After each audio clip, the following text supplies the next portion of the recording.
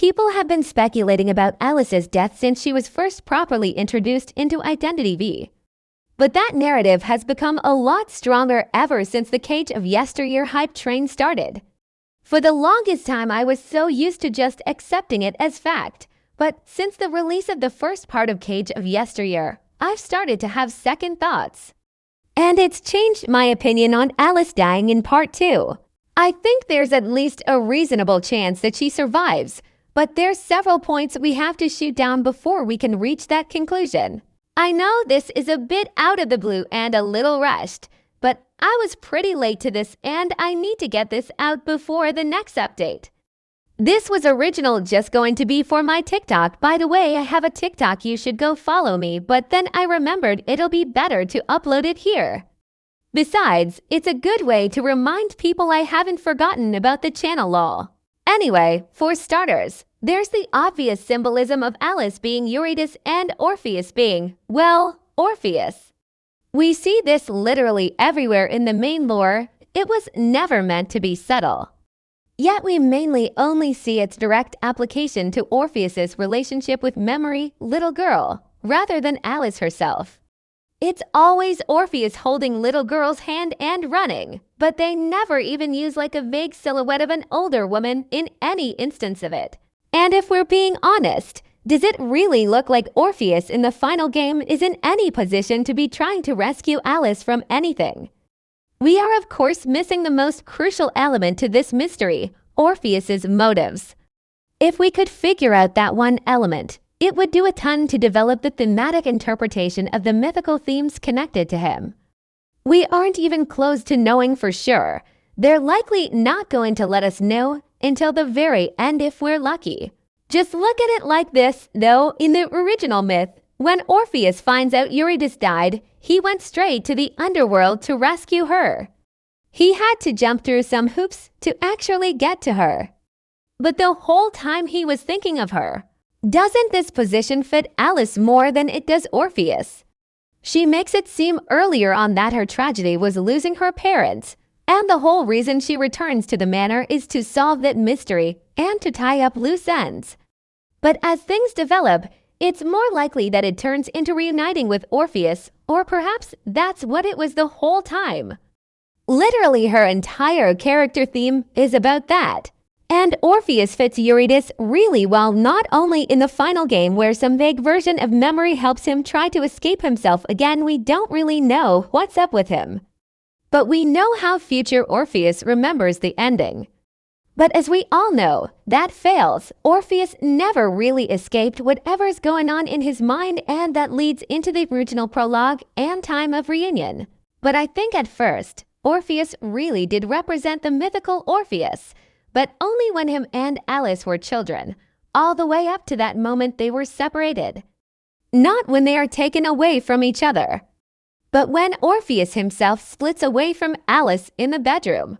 In the beginning, Orpheus is confident and Alice is vulnerable and mostly an inactive participant. And of course, we also see the symbolism of Orpheus running holding her hand to escape literal death, B. And I think the ending is the same as well. Just like the Orpheus in the myth, he makes a fatal mistake basically right at the finish line. In the myth, Orpheus messed up not because of some hard emotional decision, but because he made a human mistake. He was worried about Eurydice and out of instinct turned around to look back at her, even thought he knew that's the only thing that would stop them from escaping. I haven't seen many people point this out, but Orpheus would never have needed to split up from Alice if he took a second to check under the bed, because the hatch wouldn't have been that hard to spot. But he made a human error because he didn't know how much time he had before the door got busted through. And that led to him losing Alice and her getting taken away and experimented on in the asylum.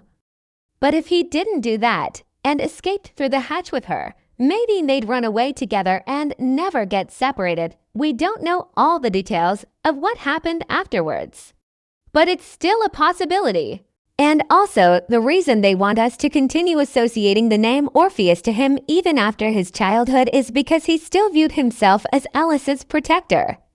Even when he becomes the vulnerable one to be rescued, and Alice grew up to be the strong, confident person Orpheus needed to be. You see this theme a lot in Time of Reunion and even in the initial invitation where he's lied to that he's there to rescue the little girl. Moving on from that, there's also the cage symbolism. When we got that first Cage of Yesteryear poster, everyone assumed it was meant to be an omen to her inevitable demise. That the cage represented not just her own memory, but Orpheus's memory. And in death, he symbolically becomes trapped in the cage of Orpheus's memory, and that leads into Time of Reunion. But considering the points I brought up so far, it feels more like she is standing up and bringing awareness to that situation. And going, hey, we need to do something about this while Orpheus sits off to the side, seemingly content with his own situation. There's also the fact that after the final game, Orpheus loses all his memories, but he does get found and it becomes widely known that the famous novelist Orpheus returned with amnesia. So if Alice becomes set on rescuing Orpheus in the end, then where was she for that entire decade or so between then and when Orpheus returns to the manor? We know there's someone working in secret trying to help Orpheus in Time of Reunion. It's not just a fake illusion of little girl the whole time. So that very well could be Alice alive somewhere trying to save him once more. But again, where was she that entire time? Well, it's impossible to say for sure. I don't even think we're supposed to have a good solution at this point that can actually be backed up, although I can guess. We know that Alice in some way leads Orpheus to the valve that pumps out all the memory-wiping mist that's supposed to be used on any survivors of the game so that they don't expose the manor. Orpheus gets amnesia from it not only because the pipes bursted and he overdosed, but because he was in close proximity to the pipes when they burst. So what if Alice was trying to get away from there, and when the pipes burst, she wasn't close enough to go into a coma and lose all her memories like Orpheus, but was still close enough to lose some of her memories? The distinction is important because if she were close enough for that, then she and Orpheus would have been found together. But if she didn't black out as long as he did, then she'd have an opportunity to wake up and go, whoa, what's going on? And run away before knowing why she was ever there in the first place. And if even Orpheus is able to recover his memories later on, Alice should be able to as well. Just like in childhood though, it'll be a human error that leads to her failure, not a coincidence. Though thematically speaking, it wouldn't make sense for her to die as a result of this error. It simply leads to losing Orpheus again and him being trapped in his own mind. Just like how Eurydice stayed trapped in the underworld. That's all I have to say about Alice. But since we're on the topic of Cage of Yesteryear theories, I have another smaller one I want to throw out. It's a shot in the dark, but I think that the person in the robes from part 1 isn't Orpheus, but Roy Calf. I also think the man we saw in the closing night prologue is also possibly Roy Calf. I can't provide too much evidence to support this fully as I don't know a ton about Roy. It's kinda just a hunch. But I can reasonably claim that the whole Roy being Orpheus thing is likely a red herring. First of all, the birthday on his profile is November 17th, which isn't accurate to Orpheus's actual birthday, April 2nd. However, it is accurate to Galatia's birthday for some reason. All I know is Roy has been theorized to be impersonating Orpheus in the same game that Galatea is in, and I don't think that's a coincidence. I've also seen some people say that the gloves and undershirt don't match Orpheus either, but I'm not completely sure about that. Anyways, yeah, that's all I have to add on this. Hopefully, when Cage of Yesteryear wraps up, I'll have more to say. The next Call of the Abyss is about to get announced as well, so maybe I'll have another one of those summary videos cooking up. I'm not sure. But that's all for now, CIA.